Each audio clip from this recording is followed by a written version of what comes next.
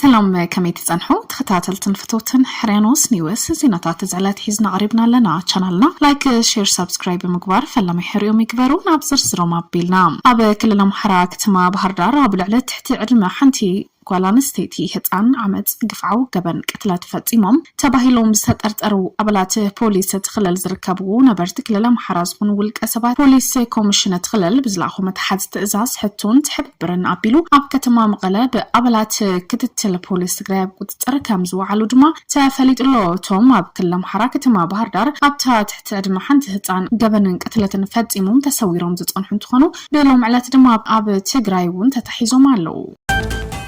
ኤርትራው ሀገራው ጉባኤ አፋር ናብ ዕጥቃው ቃልሲ ከምዝ ሰጋገር አፍሊጡ ኣብ ኤርትራ በሳያስ አፈወርቅ ዝምራሕ ዘለው ስርዓት ኣብ ልዕሊ ህዝቢ አፋር ኤርትራ ከቢድ ገሰሰባው መስላት ይፍጽማሉ ከብል ኤርትራዊ ሀገራው ጉባኤ አፋር ድማ ከሲሱ ይርከብ ነቲ ኣብ ኤርትራ ዘለው ስርዓት ንመመካት ተባሂሉ ሰላማዊ ፖለቲካዊ አገባባት ክጥቀም ዝጸንሐ ፖለቲካዊ ውዳበ ኣብ ልዕሊ ህዝቢ አፋር ዝፍጸም ዘለው ከቢድ ገሰሰባው መስላት ደውኑ ባል ተባሂሉ ዕጥቃው ቃልሲ ከመማራጽ ወሲዱ ምንቅስቃስ ከም ዝጀመረ በኢስራ ሚያዝያ ዘውጦ ወግዓው መግለጺ እላው ጌሩ ዘሎም አባል ፈጻሚት ሽማግለት ሰልፊ አይተ ዩሱፍ አሊ አብደላ ድማ ብዛዕባ ዚ ጉዳይ ኣብዛሃቡ ሓበሬታ ኣብ ዳን ካሊያ ኣብ ልዕሊ ህዝቢ አፋር ዝፍጸም ዘሎ መስርሕ መምዝባል ስደት ካለገሰ ሰባው መስላት ብዲፕሎማሲያዊ ጻዕርታት ጥራሕ ደው ከብሎ ስለዘይ ካለና ብዕጥቃው ቃልሲ ከምርሕ ከም ዝተገደደ እዩ አፍሊጡ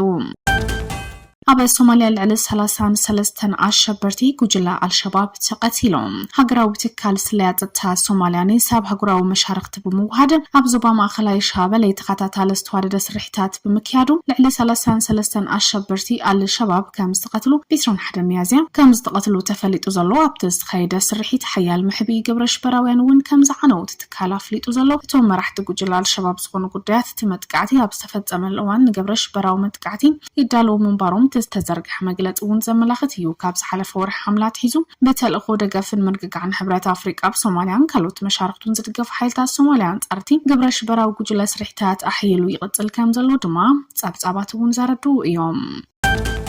ውድብ ከም ውድብ እንበር ከም መንግስት ክውስን አይኽልን ክብል ነጣፉ ማሕበራዊ መራኸቢ ብርሃነ ገብረ ገርግስ አፍሊጡ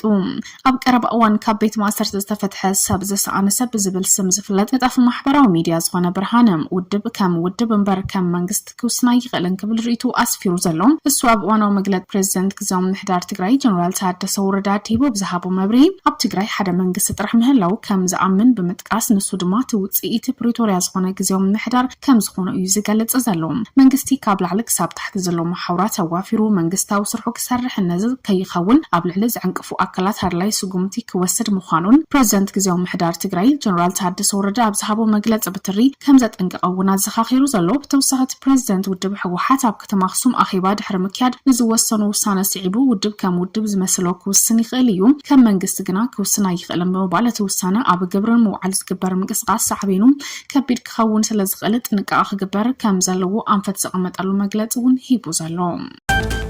ሊባኖስ ምስ እስራኤል ዝበጽሐቶ ስምምዕነት ተኽሲዶ ሞባይል ከተና ወሕት ደለላ ፕሬዝደንት ሊባኖስ ጆሴፍ አውን በዚ እዋን ምስ እስራኤል ዝተበጽሐ ስምምዕነት ተኽሲዶ ሞባይል ንምንዋሕ ዘተይቅጽል ከም ዘሎ ዕላው ጌሩ በመሰረት ጸብጻባት ውን አውን መንግስቱ ኣብ ሊባኖስ ምርግጋዕ ንምምጻእ ዝግበር ዝኾነ ይኹን ጻዕሪ ከም ዘይነጽግን ተስምረሉ ዘስጉምቲ ከም ኣካል ናይቲ ኣብ ዶብ ተወሳኺ ጉንጽን ምክልኻል ሓደጋ መብራኽን ምንካይ ዝግበር ሰፊሕ ዲፕሎማሲያዊ ጻዕርታት ዝወስድ እዩ እቲ ዝርርብ ምንዋሕ ተኽሲዶ ሞባይል እቲ ኣብ ዝሓለፈ ወርሕ ኣብ ዶብ ሊባኖስ ተፈጢሩ ጸንሐ ወጥረን ምህዳት ወሳኺ ወጥረን ምህዳት ወሳነ ምዃኑ ብምግላጽ ዞባውን ሃገራውን ተወሳኺ ዝተበቀረባ ከተታተልዎ ከም ዘለዎ ዝድማ ንኹነታት ማእከላይ ምብራቕ ብምርጋጽ ቁልፊ ንምርግጋጽ ቁልፊ ተራክኸውን ከም ዝኽል ተጽቢት ይገበረሉ ሊባኖስ ኣብ ጎን ስክፍታት ጸጥታ ፖለቲካውን ቁጠባውን ብድውታት ከጋጠማ ዝጸንሐ እንትኸውን ዘተስምምዕ ተኽሲዶ ሞባይል ምቕጻሉ ድማ ከጋጥም ንዝኽል ተወሳኺ ዘይምርግጋዕ ንምእላይ ክሕግዝ ከም ዝኽእል ውን ዝእመን እዩ